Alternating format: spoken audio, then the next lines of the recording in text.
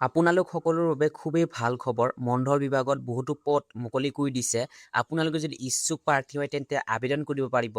এই ভিডিঅ'টিত মই আপোনালোকক এডুকেশ্যন কোৱালিফিকেশ্যন মণ্ডল বিভাগত কোনসকলে আবেদন কৰিব পাৰিব আৰু ইয়াত এজ লিমিট কিমান আৰু ইয়াত আপোনালোকৰ সকলো প্ৰাৰ্থীয়ে আবেদন কৰিব পাৰিব নে নাই আৰু ইয়াত আপোনালোকৰ RCC ট্ৰেইনিং চাৰ্টিফিকেট নোহোৱাকৈ কেনেকৈ আপোনালোকে আবেদন কৰিব পাৰিব আৰু কোনকেইখন ডিষ্ট্ৰিক্টৰ আণ্ডাৰত 6 শিডিউল অন্তৰ্গত গোটেইখিনি মই আপোনালোকক এই ভিডিঅ'টিৰ মাধ্যমেৰে বুজাই দিম আৰু আপোনালোকে কেনেদৰে যিটো নেকি মণ্ডল বিভাগত পষ্ট ওলাইছে আপোনালোকে সেইটোত কেনেদৰে RCC ট্ৰেইনিং চাৰ্টিফিকেট নোহোৱাকৈ আপোনালোকে এপ্লাই কৰিবলৈ পাৰিব। সম্পূৰ্ণ ইনফৰমেশ্যন এই ভিডিঅ'টিৰ পৰা আপোনালোকে জানিবলৈ পাৰিব। এই ভিডিঅ'টি আপোনালোকে শেষলৈ চাই থাকিব। পোনপ্ৰথমতে আপোনালোকক জনাই দিছোঁ যে এইটো লেণ্ড ৰেকৰ্ড এছিষ্টেণ্ট শ্বৰ্ট ফৰ্মত LRA ৰিক্ৰুইটমেণ্ট 2026 বৰ্ষৰ বাবে মণ্ডল বিভাগত বহুতো পদ মুকলি কৰি দিছে। আপোনালোকে যদি ইচ্ছুক প্ৰাৰ্থী হয় তেন্তে আবেদন কৰিব পাৰিব। ইয়াত আছে টোটেল পষ্ট 552টা আৰু আপোনালোকৰ ইয়াত কেটেগৰী ৱাইজ আপোনালোকৰ ডিভাইডেড কৰা থাকিব আৰু ইয়াত আপোনালোকৰ লাষ্ট ডেট হৈছে 30 এপ্ৰিল আৰু আপোনালোকৰ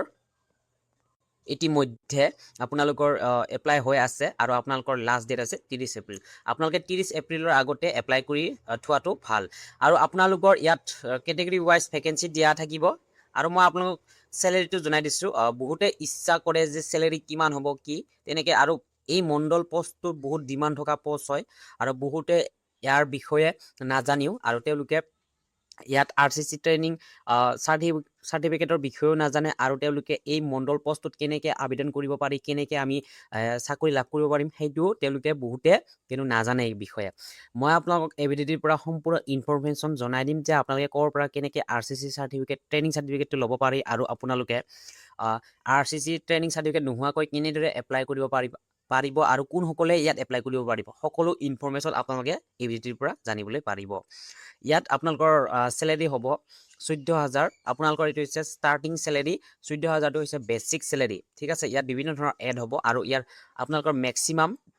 90,000লৈকে আপোনালোকৰ যাব আৰু গ্ৰেড পে হৈছে আপোনালোকৰ 6,200 আৰু আপোনালোকৰ ইয়াত যদি মই চাবলৈ যাওঁ বয়সৰ সময়সীমাটো হৈছে আপোনালোকৰ 21 বছৰৰ পৰা 40 বছৰলৈকে হ'ব।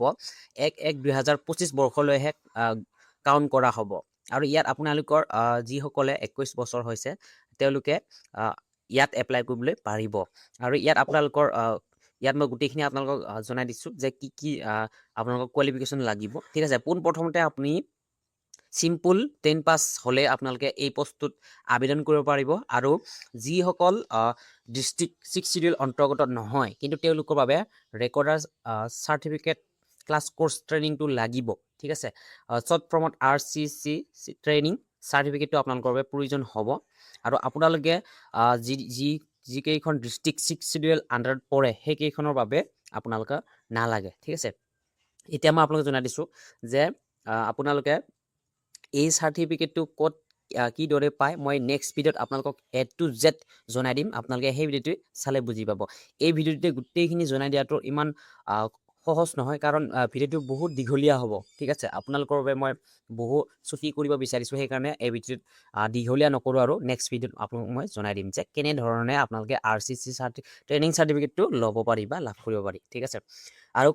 এইটো প্ৰচেছ কি ঠিক আছে নেক্সট ভিডিঅ'ত আপোনালোকে জানিবলৈ পাৰিব। আৰু আপোনালোকৰ ইয়াত এটা আপোনালোকৰ খুব ইম্পৰ্টেণ্ট হয় কম্পিউটাৰ নলেজ থকাটো। আপোনালোকৰ যদি কম্পিউটাৰ নলেজ আছে তেতিয়া আপোনালোকে এছামিজ বা বেংগলী আপোনালোকৰ পাৰ মিনিট 30 ৱৰ্ড হ'ব লাগিব। স্পীডটো আপোনালোকৰ 30 ৱৰ্ডছ হ'ব লাগিব। কেনেদৰে এপ্লাই কৰিব পাৰি মই আপোনাক জনাই দিছোঁ যে অফিচিয়েল ৱেবছাইটটো আপোনালোকে গৈ ফালে এপ্লাই কৰিব লাগিব। য'ত নেকি আপোনালোকে পোনপ্ৰথমবাৰৰ বাবে যদি কৰিছে তেন্তে ৰেজিষ্ট্ৰেশ্যন কৰিব লাগিব। তাৰপিছত আপোনালোকে এপ্লাই লগ ইন কৰি ল'ব পাৰে। ঠিক আছে, আৰু ইয়াত চিম্পল প্ৰচেছ হয়। আপোনালোকে যেনে অন্য কিছুমান কম্পিটিটিভ এক্সামৰ কাৰণে যদি আপোনালোকে এপ্লাই কৰে তেন্তে সেইবিলাক বহুত দীঘলীয়া প্ৰচেছ। ইয়াত ডাইৰেক্ট আপোনালোকৰ বাবে ফৰ্মখন ওলাব আৰু আপোনালোকে ডাইৰেক্ট ফিল আপ কৰিলে আপোনালোকে লাভ কৰিবলৈ পাৰিব। আপোনালোকৰ ইয়াত ফৰ্ম ফিজ আছেনে নাই সেইটো মই এই ভিডিঅ'টোৰ পৰা আপোনালোকক জনাই দিম যে কেনেধৰণে আপোনালোকে ফৰ্ম ফিজ কাটিব বা আপোনালোকে কেনেদৰে এপ্লাই কৰিব সেইটো মই আপোনালোকক এই ভিডিঅ'টোৰ পৰা সম্পূৰ্ণ জনাই দিম। আৰু পোনপ্ৰথমতে আপোনালোক জনাইছোঁ যে ডকুমেণ্টবিলাক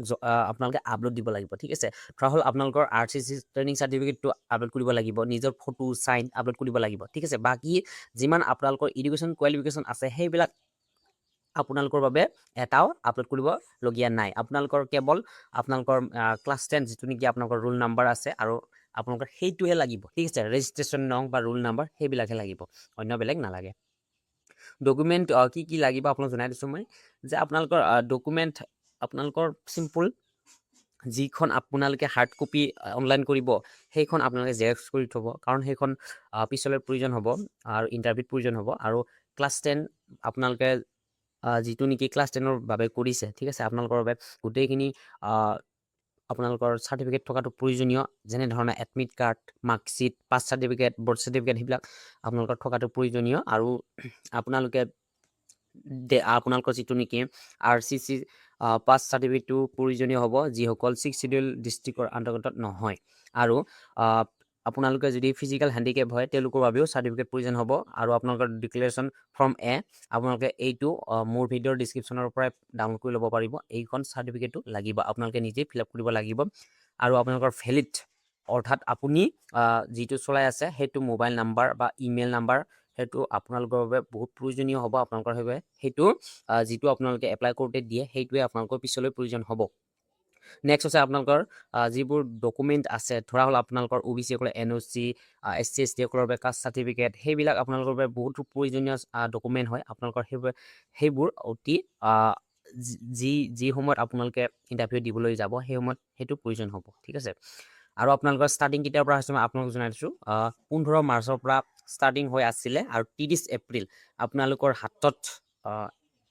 প্ৰায় এমাহ বুলি ক'লেও ভুল নাই আপোনালোকৰ 25টা দিন আছে বাৰু 24টা দিন আছে আপোনালোকে অতি সোনকালে এপ্লাই কৰি থওক যা আপোনালোকে কোনো ধৰণৰ আপোনালোকৰ চাৰ্ভাৰ প্ৰব্লেম নহ'ব এতিয়াই কৰক তেতিয়ালৈ কৰিলে তেনেকুৱা ধৰণৰ চাৰ্ভাৰ প্ৰব্লেম হ'বও পাৰে ঠিক আছে আপোনালোকে ইয়াত কৰিব পাৰে আৰু ইয়াত মই আপোনালোকক জনাই দিছোঁ যে আপোনালোকৰ প্ৰচেছটো কেনেকুৱা চিলেকশ্যন প্ৰচেছ হ'ব আপোনালোকৰ চিম্পল আপোনালোকৰ ৰিটেন এক্সামিনেশ্যন হ'ব তাৰপিছত আপোনালোকৰ স্কিল টেষ্ট বা ইণ্টাৰভিউ এটা হ'ব ঠিক আছে আপোনালোকৰ স্কিল টেষ্টৰ বিষয়ে কি কৰিব কি নকৰে সেইটো মই নেক্সট ভিডিঅ'ত জনাই দিম ঠিক আছে পোনপ্ৰথমতে অভাৰভিউটো মই আপোনালোকক দেখুৱাই দিছোঁ যে আপোনালোকৰ MCQ টাইপৰ হ'ব আৰু যেনেধৰণে বেলেগ বা অন্য কম্পিটিটিভ এক্সামত আপোনালোকে MCQ কুৱেশ্যন এটেম্প কৰে তেনেকুৱাই হ'ব আৰু ইয়াত 80 মাৰ্ক থাকিব আৰু পাৰ কুৱেশ্যনত আপোনালোকৰ 0.25 নিগেটিভ থাকিব আৰু আপোনালোকৰ মই ছাবজেক্ট কেইটা জনাই দিছোঁ যে মেথামেটিক ক্লাছ 10 আহিব 10 পাব আপোনালোকে আৰু কনভেনশ্যনেল ছাৰ্ভে আপোনালোকৰ 50 হ'ব এই বস্তুটো কি হয় মই নেক্সট ভিডিঅ'ত আপোনালোকক জনাই দিম ঠিক আছে মডাৰ্ণ ছাৰ্ভে 20 নম্বৰ থাকিব স্কিল টেষ্টত আপোনালোকৰ বাবে 20 থাকিব ঠিক আছে আৰু আপোনালোকৰ কেটেগৰী ৱাইজ আপোনালোকে ৰিটেন টেষ্টত আনৰিজাৰ্ভসকলে 32 পালে আপোনালোকে কোৱালিফাই বুলি ধৰা হ'ব আৰু স্কিল টেষ্টত 8 পালে কোৱালিফাই বুলি ধৰা হ'ব বা OBC MOBC STP STH SCP WDPH 30% 24 written টেষ্টত পালে আপোনালোকৰ বাবে কোৱালিফাই বুলি ধৰা হ'ব আৰু 6 স্কিল টেষ্টত আপোনালোকৰ বাবে 6 পালে কোৱালিফাই বুলি ধৰা হ'ব ঠিক আছে এইখিনিয়ে আছিল আপোনালোকৰ বাবে আৰু আপোনালোকে যদি কিবা জানিব বিচাৰে তেন্তে কমেণ্ট ছেকশ্যনত জনাব যে 6 শিডিউল ডিষ্ট্ৰিক্টৰ আণ্ডাৰত কোনসকল পৰে আপোনালোকৰ যিসকল বড়োলেণ্ডৰ আণ্ডাৰত যিকেইখন ডিষ্ট্ৰিক্ট আছে সেইখন পৰে ঠিক আছে আপোনালোকে সেইকেইখন ডিষ্ট্ৰিক্টৰ ভিতৰতে আপোনালোকে আৰু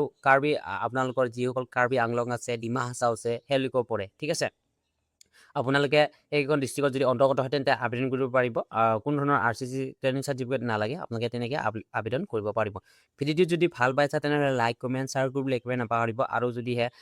আপোনালোকে মোৰ ভিডিঅ'টো পোনপ্ৰথমবাৰ চাইছা তেনেহ'লে ছাবস্ক্ৰাইব কৰি ল'ব এই চেনেলটি যাতে এনেকুৱা ধৰণৰ ভিডিঅ' এই চেনেলটিত আপোনালোকে পাই থাকিব আৰু নটিফিকেশ্যনটো আপোনালোকৰ বাবে সোনকালে পাব ধন্যবাদ